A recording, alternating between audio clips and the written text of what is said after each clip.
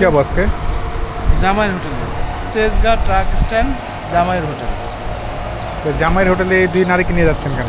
বইয়ের অভাব নাই।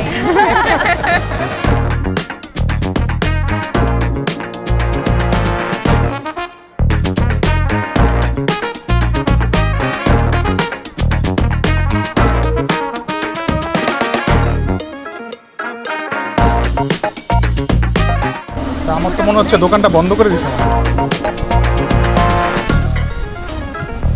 আছে আছে আছে আছে ভাই, ইলিশ মাছের ডিম কত এগুলো?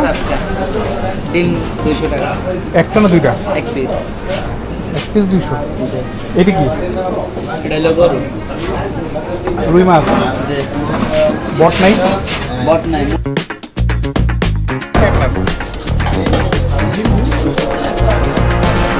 আরেকটা ইলিশ মাছের ডিম দেন মামা।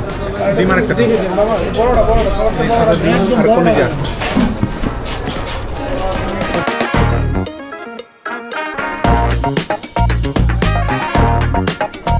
খাওয়া শেষে মনোযোগ ধরে বলি না এখনই বলেন। সেটাই ভালো। না এখন বলেন। খাওয়া শেষে মনোযোগ না এখন বলেন। যে এই যে এরকম একদম বাংলা স্টাইলের ভাত, ডাল, কাঁচামরিচ কেমন লাগতেছে?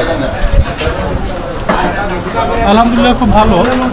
তবে যে আর কি আমাদের সবাইকে খাওয়াচ্ছে, আল্লাহ দোয়া করি যাতে আল্লাহ তাদের সামনে একটা ছেলে একটা মেয়ে দেখ, যাতে তার একটা সন্তান হোক। আরও একটা ছেলে একটা মেয়ে? হ্যাঁ, আমরা দোয়া করি কাজ দিলে নানি তো চাইলেও যাতে হয়ে যায়।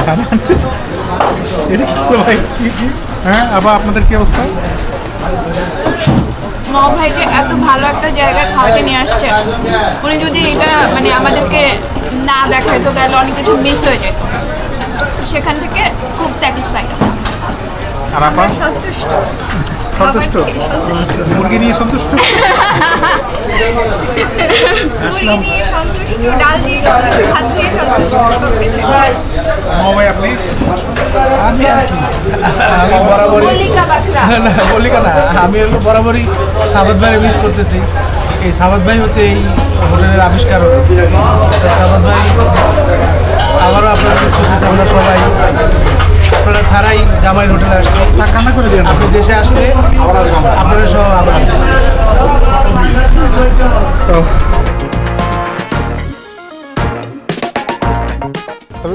উসিলাটা কি ছিল এটাই তো বুঝতেছি না। ইনক্রিমেন্ট